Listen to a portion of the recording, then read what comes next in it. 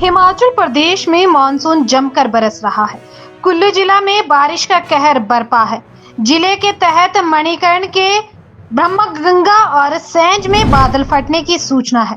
बादल फटने से ब्रह्म गंगा उफान पर है। उधर बंजार के जीवा नाला में भारी बारिश के चलते बाढ़ आ गई है। नदी किनारे रहने वालों को एहतियात बरतने की सलाह दी गई है।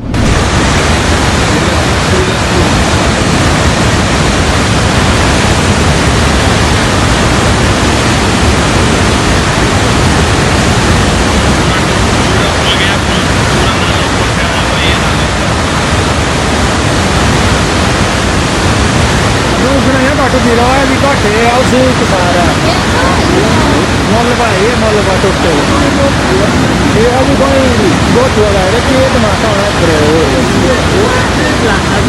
कितना हो गया